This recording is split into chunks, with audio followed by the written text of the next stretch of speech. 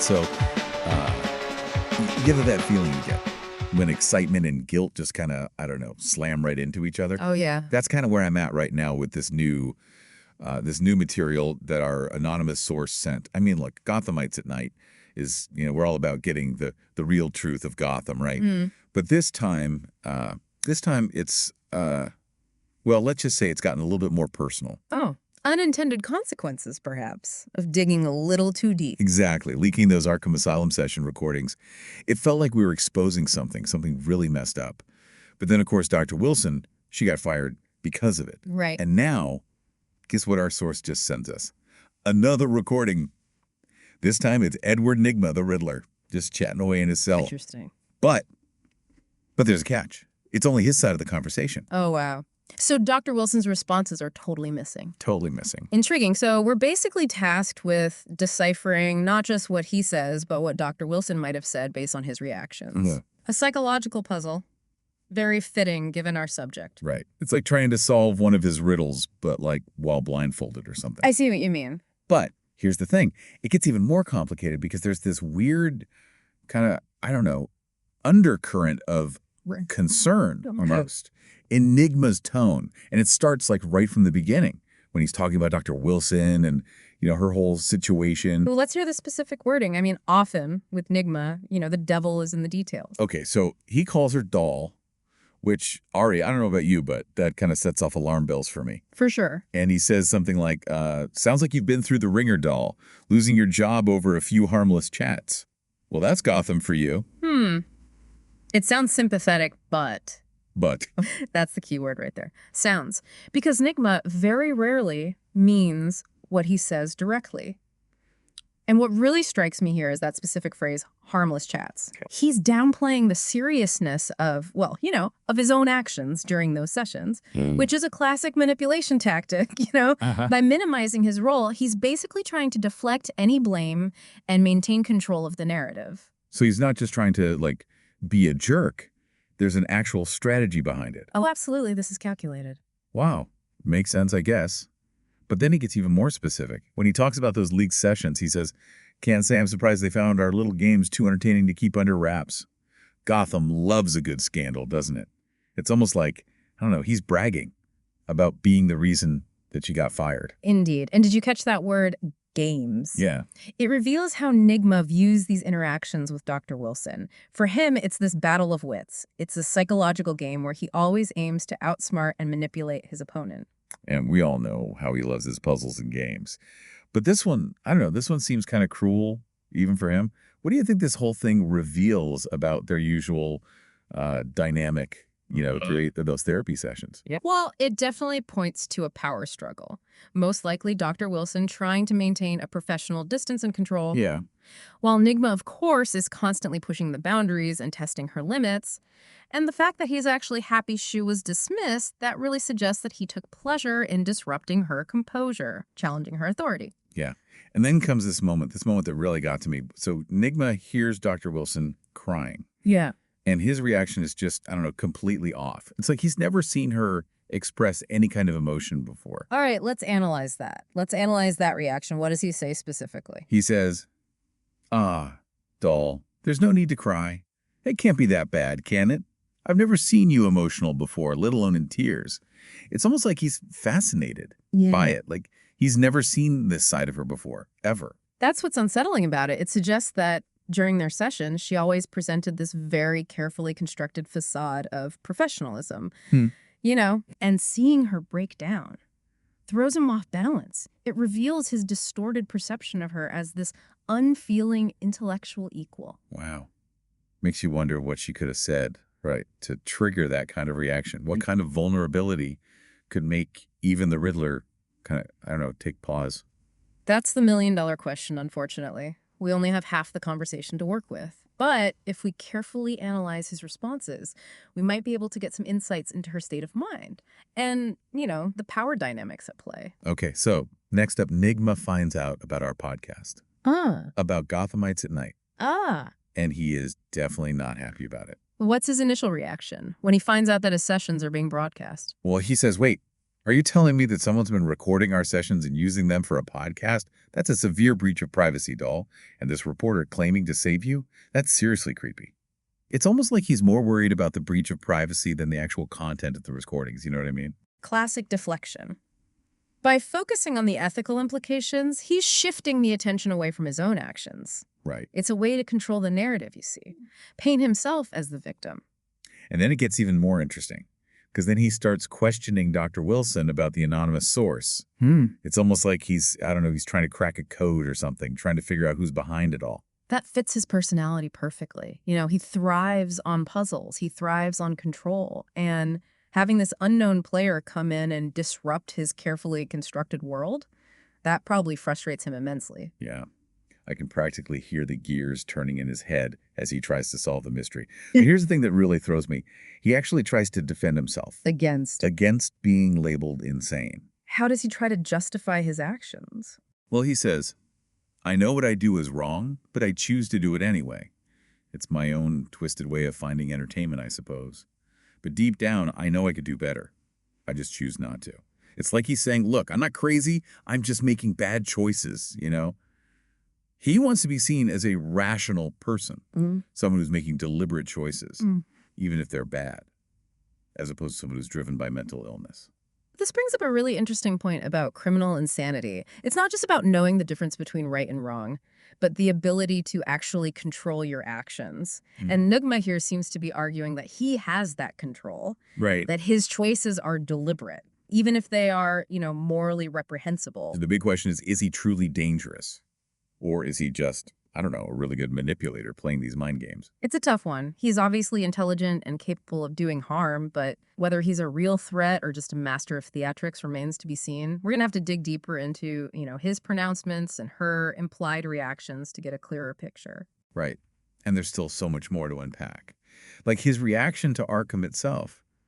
That bizarre invitation he gives to Dr. Wilson. It's a whole twisted web, and we've only just begun to unravel it. We'll explore further in the next part of our deep dive. So picking up where we left off, I think Nigma's reaction to Arkham itself is worth looking at. I mean, most criminals would be pretty terrified to end up there, but he's almost like smug about it. Yeah. It's like he thinks, oh, Arkham, that's where all the best minds go. Like it's some kind of exclusive club or something. Exactly. He actually says, so they're afraid of me taking over if I'm in a normal jail, eh? Suppose that makes sense. Right. Like he's getting off on the fact that even the authorities recognize how dangerous he could be.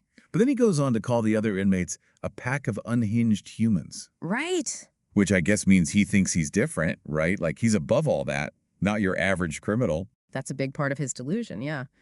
He truly believes he's this misunderstood genius, a brilliant mind trapped in a world that doesn't appreciate him. And Arkham, in his twisted way of thinking, becomes like a haven for people like him, people who are just, operating on a higher level or something.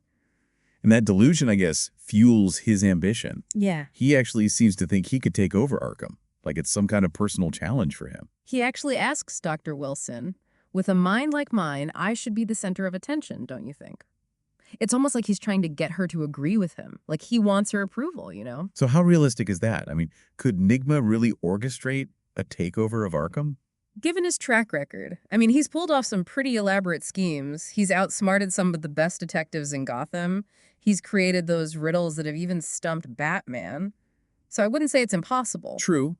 But Arkham's also filled with a lot of other criminal masterminds, It wouldn't be easy, even for someone as clever as Nigma. No, it wouldn't. And there's always the chance that he's exaggerating, right? Maybe he's just trying to impress Dr. Wilson, playing mind games to boost his ego. But the fact that he even thinks about it, that tells you something about his ambition and his very, very distorted view of himself. And then there's the crazy part, right? He actually invites Dr. Wilson to join him. Let's break that down. What does he actually say? He says, challenge accepted, doll. You want to see me take over Arkham, huh? It would be a breeze. I'll have this place under my control in no time, and then we'll see who's really not that smart. Such a weird mix of arrogance, But also, I don't know, it's almost like he's trying to flatter her in a really messed up way. Oh, it's a manipulation tactic for sure. Right. But why Dr. Wilson? Why choose her as his potential accomplice? Right. She's a therapist, not some criminal mastermind. What could she possibly bring to the table? Maybe he sees her as someone who gets him, someone who understands his intelligence, the way his mind works. Yeah. Remember, he's always looking for validation. And maybe he thinks Dr. Wilson can give him that in a way that other people can't. Or maybe he's just preying on her vulnerability, right? Yeah. She's just lost her job. She's clearly upset. And Nigma's not exactly known for his, empathy. That's a good point. And we have to remember we're only hearing his side of the story. We have no idea how she responded to that invitation or how she really feels about him. Which brings us back to that missing piece, Mm. the missing half of the conversation. Mm-hmm. What can we figure out about her, about how she's feeling, based on what we're hearing from Nigma? That's where it gets really interesting. We have to analyze everything, not just what he says, but his tone, the pauses, how he reacts to what she must be saying. It's like we're putting together a puzzle where half the pieces are missing. But if we can solve it, it might give us some real insight into Dr. Wilson's state of mind and the whole, the dynamic between them. Okay, so we're getting to the end of this recording, and I gotta say, Nigma's getting even more intense. Like, it's almost as if he's trying to prove something. But to who? I don't know, to Dr. Wilson, to himself, maybe even to us. Well, he does specifically mention proving his intellectual superiority to, the higher-ups in Gotham. Oh, right. Which suggests a deeper motive here, a desire for recognition, control.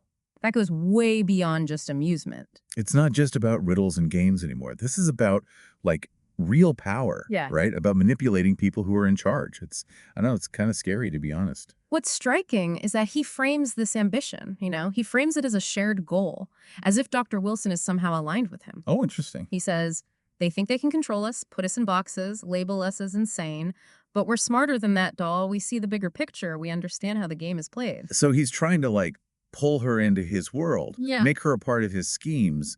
But why her? What does she represent to him? I think that is the big question, isn't it?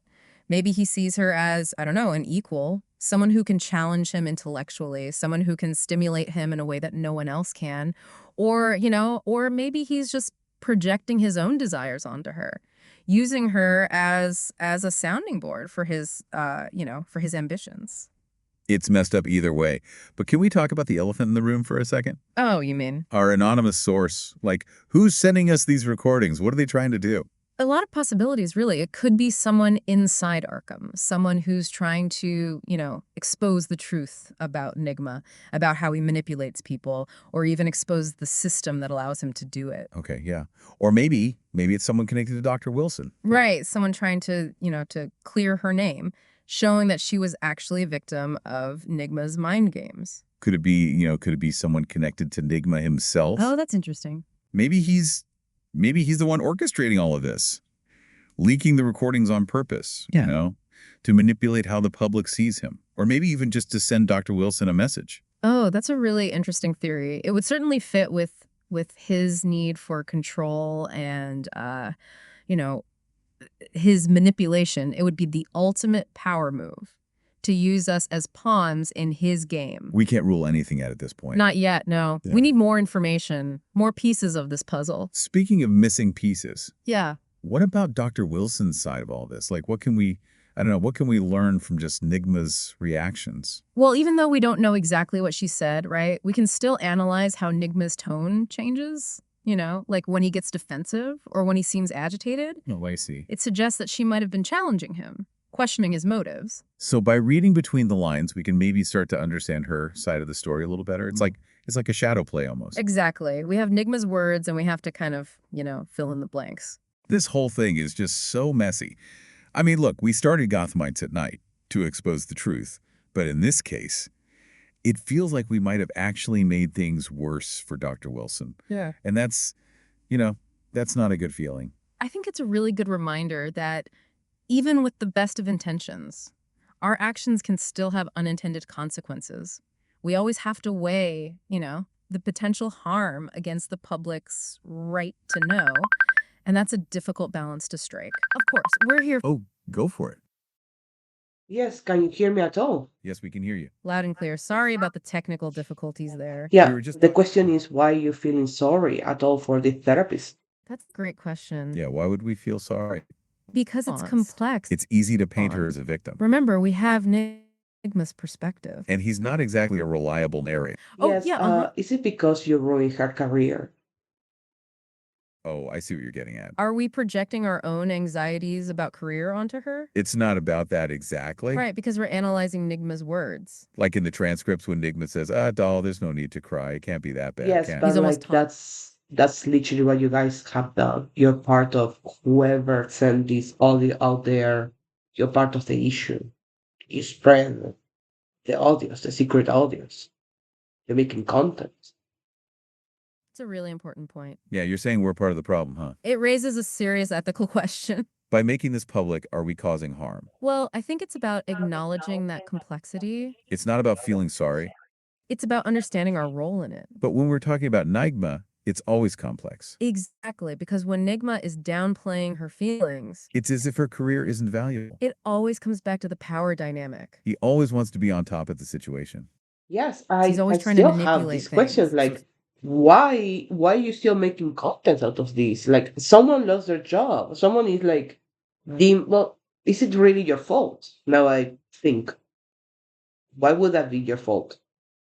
That's a really insightful question. Yeah, it gets down to the core of what we do, huh? It's like, where do we draw the line? Are we just exploiting someone's pain for content? It is a real risk that we have to acknowledge. It's about asking ourselves that question constantly. Are we adding value or just adding to the noise? Are we contributing to something meaningful? It's a conversation we have to keep having. Otherwise, we are just doing the same as Nigma. Yes, like the whole game's Yeah, dynamic but that you we guys mentioned. are not sadistic like Riddler is. That's a very important distinction to make. Yeah, we're not trying to cause harm, right? Exactly. Nagma, on the other hand, seems to relish it. It's almost like he gets a kick out of it. It's not taking the situation seriously with the games. He really just wants the smartest Yes, guy I'm ever. sorry. The question I have is very, very weird. Is that okay? Absolutely. Weird questions are our specialty, aren't they? Yeah, weird is Let's hear good. it. It's Gotham after all. Yeah, the weird question of mine is that why wouldn't we assume that it was Riddler sending these audios out? Okay, wow, that's a twist I didn't see coming. That's a very meta question, a riddle within a riddle, So you're suggesting he's manipulating us? turning us into pawns in his own game, potentially. Like who's Zoom meeting? Yes, what is the agenda and goal? That really changes everything. It forces us to question our assumptions, big time. We might be giving him exactly what he wants. More attention, a bigger stage, and a chance to show off. It would fit with his whole smartest guy persona, right? If he orchestrated this, it's diabolical. That's a fair assessment because what is the motive? This makes his comment on attention really interesting. He states, with a mind like mine, I should be the center. He is so brazen about his intelligence. He is being his usual self with the transcripts. Like you said, we are not sadistic. Like, And to answer your question, it's like, the whole games thing. Speaking which of might explain games- why he's in Arkham, huh? I agree with you. We were glad you came on the show. We are so glad you could be here with us. And until next time, please take care of yourselves. Take care. Have a great night. Well, thanks so much for being here with us tonight. Absolutely. It's been so awesome having you join us. Yes, and we are glad to have you on the show. So many things that you said. Yes, you really got us thinking. And until next time, please take care of yourselves. Have a fantastic night and goodbye for now.